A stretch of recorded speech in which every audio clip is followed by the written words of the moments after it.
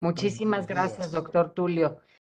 Ya vemos su presentación, doctor Bernabé. Pues muchísimas gracias por su participación y dejamos ahora la presentación en sus manos. Adelante, por favor. Gracias. Antes tengo un minuto de video, ya que yo me dedico a realizar documentales en cuevas en todo el mundo. Nada más un minuto para un pequeño viaje.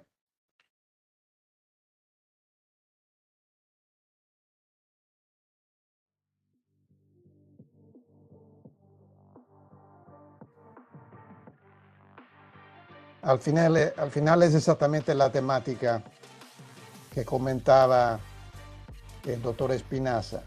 Los espeleólogos son los exploradores de las cuevas en todo el planeta, no solo en México, y son como un poco los guardianes, los vigilantes, además que los conocedores de lo que está abajo.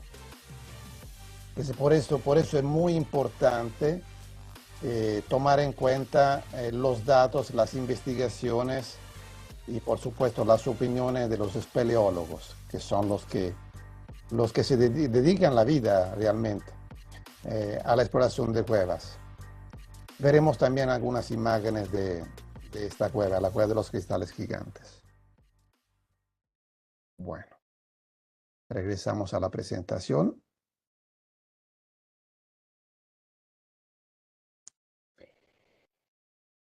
La presentación del doctor Espinaza fue fantástica, yo creo, porque permite perfectamente entender qué es el karcismo y qué son las cuevas.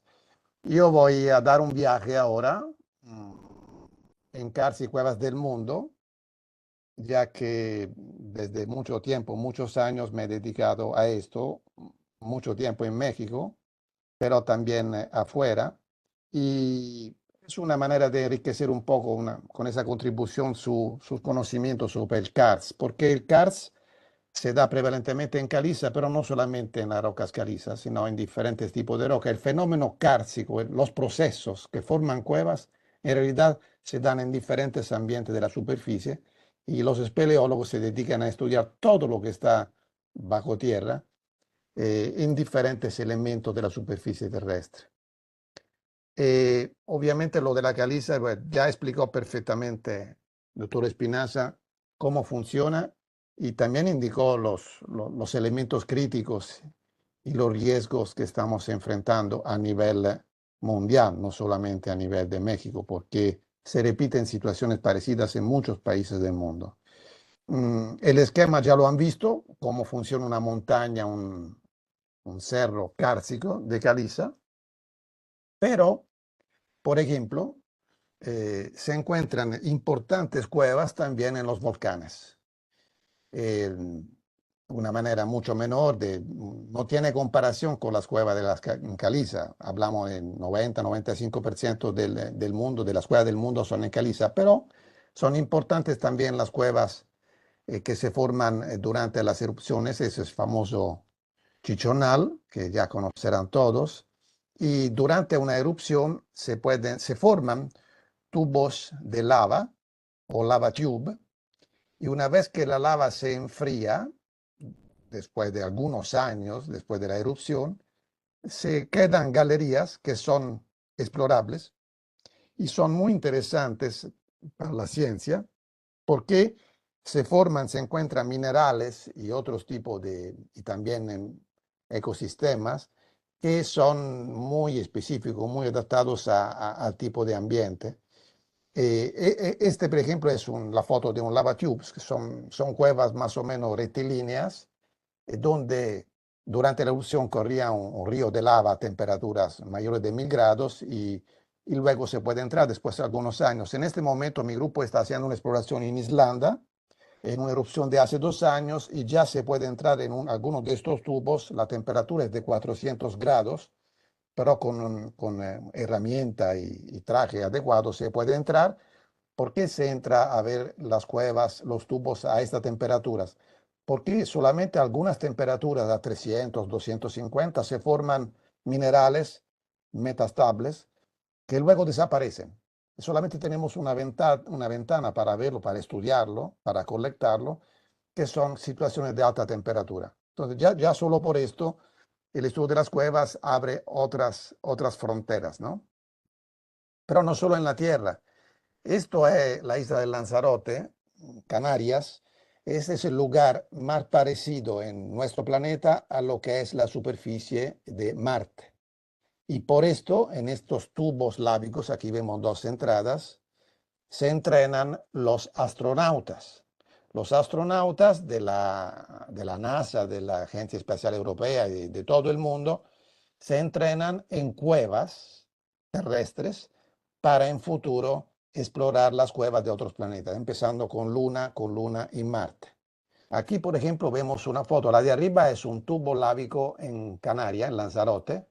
Ve que son 100 metros, entonces son hundimientos prácticamente, igual, son colapsos de una galería, igual como en la caliza. Pero mire el tamaño, la de arriba son 100 metros, la de abajo son 2 kilómetros y está en Marte. Es decir, en Marte sabemos que existen tubos lábicos extensos que se extienden 20, 30 o 100 veces más de los tubos lábicos de la Tierra. Y en estos puntos van a ir las exploraciones futuras astronáuticas. Ya se conocen estos que también son dolinas, como la han visto antes, pero en otro tipo de material. Y las exploraciones en otros planetas van a tomar a realizar sus bases en las cuevas, porque las cuevas son más protegidas, evidentemente, de muchos factores externos. Bueno, regresando a nuestro planeta, el doctor habló del yeso. Efectivamente, también el yeso es muy parecido a la caliza. Hay regiones importantes de yeso, por ejemplo, en Ucrania, que ahora que no es la espeología. Me tocó ir a este sistema que se llama Optimisticheskaya en los años 90.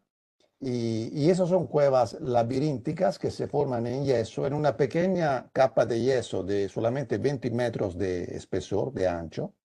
Ya por la presencia de rocas impermeables arriba y abajo se forman laberintos freáticos, que ya lo explicó el doctor, y en este caso la cueva se extiende por 142 kilómetros. Se extendía, ahora obviamente será más grande, un poco como lo que está ocurriendo en la península de Yucatán, pero esto es yeso.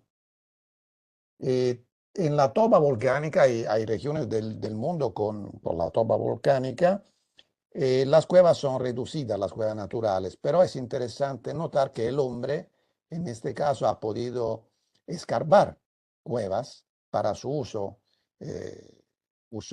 cotidiano, uso militar, defensa, bodegas, almacenes. Por ejemplo, estamos en una ciudad subterránea en Turquía, Capadocia. Esta es una ciudad totalmente escarbada por el hombre que tiene 7 pisos, 7 niveles bajo tierra y que no se sabe mucho porque no se encontró nada dentro, fue abandonada hace miles de años, pero seguramente fue un sistema defensivo de defensa muy importante. También otra roca, la arenisca, pues, se extiende en muchas partes de la tierra. Las cuevas naturales son reducidas, casi todas de fracturas, pero el hombre ha podido ampliarla como como en Jordania, en el caso de Petra, muy famoso. También la sal, como el yeso. Aquí estamos en Irán. Hay varias sierras en Irán constituidas por sal. Y obviamente el yeso, así como el sal, son rocas mucho más solubles de la caliza. Los tiempos de formación de cuevas en sal o en yeso son más rápidos, mucho más rápidos de la caliza. De todos modos son tiempos geológicos de alguna manera, no humanos. Pero sí son cuevas que se forman más rápidamente. También en Chile, en el desierto de Atacama, tenemos una sierra muy importante de sal. En las cuevas que se forman en esta montaña de sal, las estalactitas, como en este caso, son de sal. y no de calcita. Pero el fenómeno, como ven, kárstico, se repite de manera muy similar. Entonces, cuando hablamos de karstismo, hablamos de algo muy, muy extenso, muy complejo y todavía relativamente poco conocido. Otro ambiente muy importante donde se encontraron cuevas es la cuarcita. Aquí estamos en Venezuela. Estas montañas se llaman tepuis. La cuarcita es una roca muy antigua y muy dura, el cuarzo y sílica, pero eh, como son muy antiguas, el agua tuvo el tiempo de escarbarla, de erosionarla, mecánicamente sobre todo, pero también disolviendo la arenisca, la arena adentro de la cuarcita, y formó colapsos. Igual como en la caliza, esos parecen sótanos, pero no es caliza, es cuarzo, cuarcita, y se pueden explorar. Son lugares un poco difíciles para llegar, es necesario apoyo de helicóptero, es necesaria una logística muy importante, y pero son obviamente cuevas y más que cuevas, son cañadas, sótanos, pozos, valles totalmente desconocidos. Aquí estamos entrando a la entrada de una cueva que se encuentra al fondo de un valle con muchas cascadas. Son lugares donde llueven más de 5.000 milímetros al año, entonces mucha lluvia, y hemos aprendido que la lluvia, el agua, la base de todos, ¿no? De todo el mecanismo. Y también en una roca dura como la cuarcita, el agua, cuando tenga el tiempo de trabajar, forma cuevas. ¿Y qué cuevas? Esta se llama Imabori Yeuta, la casa de los dioses, en el idioma Pemón, que son los indios que viven en el valle, abajo, en el plano, en la gran sabana se llama, y consideran estas montañas como casa de los dioses. Entonces también la cueva, y, le dimos este nombre. Es una cueva de 24 kilómetros de extensión, donde las paredes son de cuarzo, las estalactitas son de opalo, y el agua roja se debe a la sustancia, al tannino presente en la superficie. Galerías de cuarzo rosado y de gran tamaño, como ven. Todo depende del tiempo que el agua tiene para erosionar, para abrir sus pasajes, en las grietas, en las fisuras que existen naturalmente, que se forman naturalmente en los cuerpos de roca, independientemente del tipo de roca. Y lo interesante en estas cuevas en cuarcita, como son muy aisladas, es que se encontraron. Estamos aquí viviendo una exploración que está al límite entre la biología y la geología, porque se forman estromatolitos de sílice. Son bacterias, son colonias bacterianas que utilizan elementos químicos para producir energía, y las estalactitas entonces de alguna manera son formas de vida, no solo de minerales, y el 95% de las bacterias en esta región son desconocidas para la ciencia. Imagínate también el potencial microbiológico que pueden tener el estudio de estas cuevas, que al final están bajo el sombrero del carcismo. También hay nuevos minerales, eso se llama rociantonita, esos son guitos, es un nuevo mineral de azufre, fósforo y aluminio que se encontró en esta cueva. Este lago tiene una película viola azul en la superficie. Fue colectada y se descubrió que es un antibiótico, es una película bacteriana, violaceína la llamaron, que es un nuevo antibiótico con un gran potencial. Este es un descubrimiento de hace 2 años. Y también tengo que platicar un poquito de los hielos, porque el fenómeno kárstico existe también en los glaciares. Se llama karstismo glacial y tiene otro tipo de riesgo. Obviamente no tenemos ciudades construidas arriba del hielo, pero el hielo, todos los depósitos de hielo en el mundo son agua. Entonces, con el cambio climático es importante entrar en los glaciares y estudiar de qué manera se va derritiendo el agua, no solo en superficie, sino abajo. Aquí estamos viendo algunas entradas en cuevas. también aquí. Esas sí son cuevas que podemos definirlas de tamaño humano. Es decir, que una cueva tiene 1 o 2 años de vida, luego el glaciar se mueve y se va formando otra cueva, parecida pero no es la misma. Entonces sí podemos observar las cuevas de un glaciar adentro de nuestra vida y ver las modificaciones. Aquí estamos, le enseño una expedición en Groenlandia, en Greenland, de 2018. La idea era explorar, vagar en estos ríos que se forman durante el verano por la fusión del hielo y luego se meten adentro de la superficie y no se sabía mucho de hasta qué profundidad.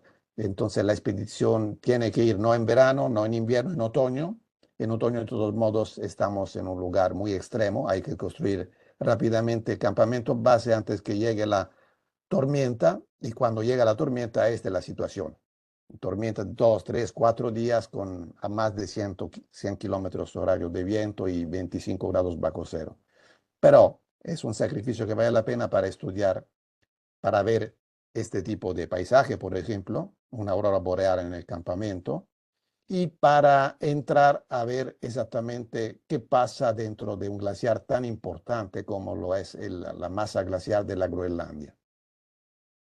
Aquí a 100 metros de profundidad estamos colectando bacterias en el hielo antiguo que se puede acceder, que se puede ver, acceder a través de estos grandes pozos verticales. Aquí estoy yo bajando un pozo de 130 metros de profundidad. Se llegó hasta 150 metros de profundidad y luego se encuentra agua, un nivel de agua. El descubrimiento más importante, no muy bonito, es que también se encuentran bacterias, como en este caso, que producen metano a 140 metros de profundidad. El cambio climático hace de manera que adentro de estas cuevas no lleguen, no se alcancen temperaturas muy bajas y entonces sí puede existir vida y esta vida produce calor, metano y calor. Entonces podemos hoy decir que la fusión de los glaciares, la reducción de la masa glaciar en el mundo no se da solamente por lo que ocurre en superficie, sino por lo que ocurre en profundidad, en las cuevas. Y este proceso no se conoce y está fracasando todos los modelos de previsión. Los pronósticos que teníamos de tener 20, 30, 50 años van cambiando porque ahora sabemos que se está derritiendo hielo por abajo y no solo por arriba.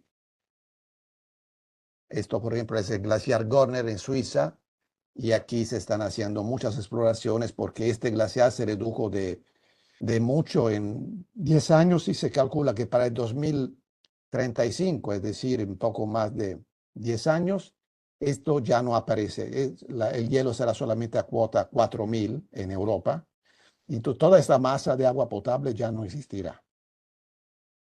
Aquí estamos adentro de una galería abajo del glaciar Gorner y puede ver el efecto directo. Esta agua que entra es agua que es caliente, relativamente caliente, y derrite el hielo por abajo hasta que colapse el glaciar, exactamente como las cuevas y las dolinas de colapso. Lo mismo ocurre en un glaciar debido al calentamiento del fondo.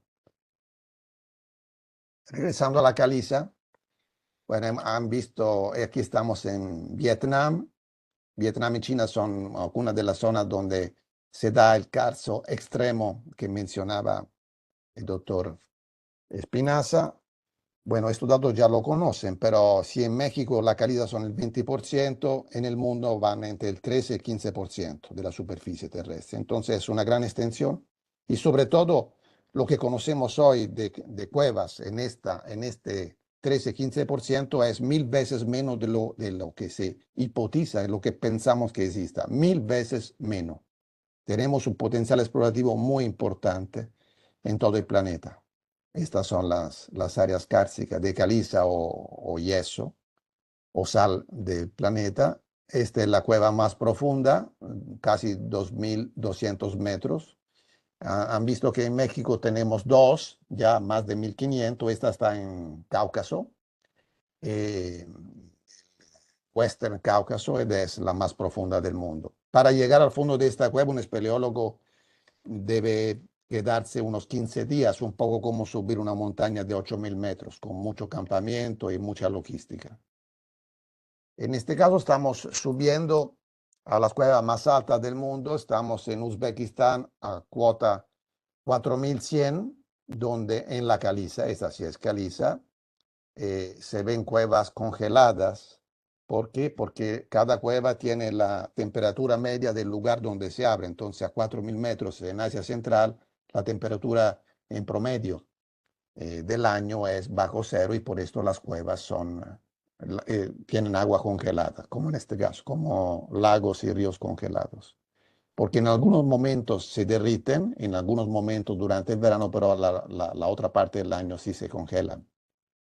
Este es considerado el sistema más grande del mundo como volumen, el sistema Ansondon en Vietnam. Pueden ver en la foto unos puntitos al centro de la gran galería. Es una galería alta, más de 150 metros, con 80, 90 de ancho, un tubo enorme que se encuentra en Vietnam, Caliza. Esto es un río que sale de la montaña en la isla de Palawan, Filipinas, y ese río, un estuario subterráneo más grande del mundo. Se puede entrar con barquitos y es turístico en parte durante los primeros kilómetros, pero en total tiene 24 kilómetros de extensión sobre 3 niveles. Pero eso es también una forma de carcismo. Es interesante porque aquí también hay la mezcla entre agua marina y agua dulce. En este caso es un parque nacional y no tenemos ningún tipo de presión antrópica y entonces es un patrimonio que puede ser visitable y está más o menos conservado. En Chiapas he tenido la oportunidad de explorar muchas cuevas. La más importante es el sistema Cueva de Río La Venta, donde estuvimos justo hace 2 meses y tomamos la muestra de agua y arriba al sumidero, donde entra el agua, entre algunas colonias y al fondo de la cueva, donde sale en el cañón. Y podemos decir, estamos viendo las análisis ahora, justo en estos días, en colaboración con la Protección Civil del Estado de Chiapas, y podemos decir que el sumidero es muy contaminado, sobre todo colibacterias. Obviamente está entre las colonias y no hay ningún tipo de tratamiento del agua. Y la cueva, al final, el agua de la cueva está mucho mejor, es decir, la cueva sí opera un filtro de alguna manera, pero cuánto questo filtro pueda durar y cuánto aguante, esto nadie lo sabe. Sabemos que está filtrando, que está haciendo su trabajo, que la oxigena, pero hasta qué punto esto no lo sabemos y no hay mucho que hacer, sino que tratar la agua arriba, porque llegará un momento en que las cuevas ya no pueden filtrar y oxigenar el agua lo suficiente para depurarla, para la depuración natural. Aquí estamos bueno, ya han visto la cueva de los cristales gigantes en Chihuahua. Hemos tenido la oportunidad de explorarla. Es un ejemplo de carcismo diferente. Esta cueva no se formó por las aguas de lluvias meteóricas que se infiltran, sino por la subida de aguas termales enriquecidas por minerales de azufre. También una cueva se puede escarbar y formar por abajo. Obviamente, si se forma por abajo, puede ser que nunca se conozca porque no llega a la superficie, no hay entrada.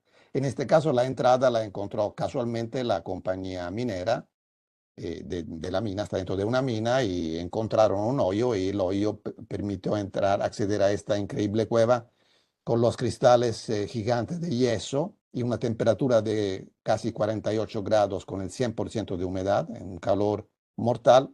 Y esta es una de las fotos más famosas, es real. Y yo tuve el privilegio de ser el jefe de exploración de esta expedición, pero estuvo muy difícil. Estos cristales son de selenita y eso y se formaron bajo el agua hace 500.000 años, bajo el agua caliente en esta región de Chihuahua. Y aquí vemos un detalle del equipo para poder sobrevivir y explorar la cueva. Bueno, regresando un poco al tema general, hemos visto dolina, pozos, la parte vadosa, la parte freática, la falda. Es todo un recorrido. Lo más importante es el agua. La FAO nos dice que en el 80% de las aguas potables del mundo provendrán de áreas cársticas, ya pronto, áreas cársticas, en las que estamos hablando hoy.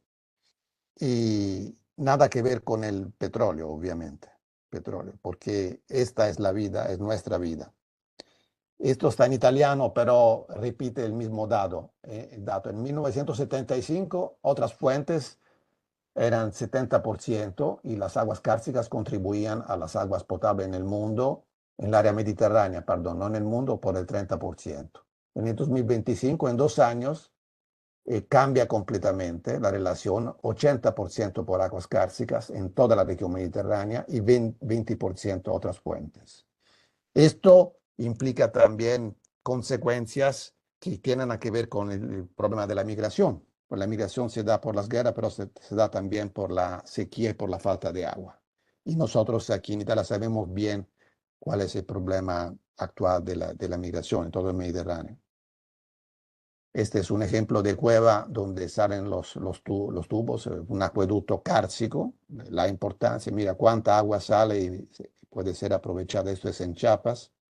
Y esta es una foto como la que enseñó el doctor Espinaza, basura. Basura en cueva, una vez que la basura llega, no tenemos, podemos limpiar y no está fácil, pero no tenemos idea de cuánto se acumula, cómo se sedimenta, cuánto tiempo llevará para autopurificarse. No tenemos idea, nadie la tiene.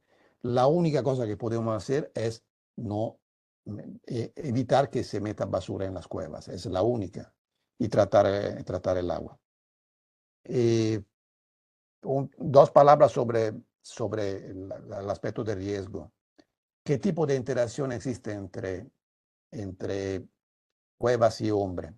Lo del territorio lo hemos visto, ojedades, colapsos y el riesgo de poder caer en un sótano, ¿no? Evidentemente. Entonces existe un riesgo, un peligro que ahí está, es parte de la morfología kárstica. Pero a las cuevas se entra también por trabajo, se entra por turismo. Entran los espeleólogos, que no son turistas, son exploradores, científicos o deportivos, pero son exploradores. Entran los investigadores, arqueólogos, biólogos, etc. Y también entra gente para tradiciones, para momentos de religiosos, de culto, de ese tipo. Entonces, todo esto, sobre todo esto, evidentemente, existen un factores de riesgo que hay que analizarlo de manera específica. La problemática principal, como le comentaba, es la basura. Las cuevas son tiraderos de basura todavía, no solo en México, yo diría en cualquier parte del mundo, porque no se ve lo que uno tira. Hay un impacto también por la agricultura o zootecnia, en este caso son granjas. Todo lo que es animales, la cuestión de zootecnia o no solo pollos, pero también sobre todo cerdos, vacas en general, ganadería en áreas cársticas es un problema importante porque filtra y es muy difícil poder tratar sistemas como esto, las aguas de infiltración de sistemas como esto. Rellenos y basureros municipales se ponen, esto creo que lo veremos muy después bien con técnicos, pero este tipo de membrana puede abrirse más en zonas sísmicas o en zonas con grietas. Bueno, esto lo hemos visto muy bien, no hay ninguna novedad. Ojedades. Esta, por ejemplo, esos son los guías en las grutas de Rancho Nuevo, en San Cristóbal de las Casas. Son jóvenes locales, bien preparados, que te acompañan en un recorrido de aventura, pero quedan todo el día y toda la semana, 10, 12 horas en la cueva. Y tienen una exposición a radón, que es una radiación natural que existe en todas las cuevas, que no afecta casi nada, pero estando adentro pocas horas. No como si fuera una oficina todos los días, toda la semana. Estos muchachos están siendo afectados por el radón de una manera que no se conoce. Ahí se puede medir el radón, obviamente, pero hay que hacerlo, hay que saberlo. Es un ejemplo de riesgo. También aquí esa es una cueva turística, Chorreadero en Chiapas, y el turismo que entra en esta cueva debe ser un turismo consciente y preparado como equipo y con las guías. Los cenotes, como hemos visto, existe un turismo de espeleobuceo muy importante. También esto puede ser un factor de impacto. Los espeleólogos pueden contaminar, ¿eh? No somos diferentes. Tenemos una conciencia, esto sí, el valor, pero el espeleólogo entra en el corazón de los sistemas. Entonces es muy importante que el espeleólogo sea bien formado, bien capacitado y que haga curso, que no sea un turista improvisado. Le comentaba la arqueología, evidentemente es una parte de la investigación importante y también hay riesgos para los arqueólogos que trabajan en una cueva, hay que hacer un análisis de riesgo. Estos son una foto de algún tipo de ceremonia en una cueva. En final, el turismo subterráneo, que es muy desarrollado en todo el mundo, son millones y millones de personas que se mueven dentro de cuevas turísticas en diferentes niveles, fáciles, difíciles o de aventura. Es necesario un análisis de riesgo sobre el ambiente, el equipo, instalaciones y el utilizo de los equipos. Eventualmente estos temas podemos desarrollarlos en una futura reunión con las personas interesadas. Este es mi correo, estoy a disposición.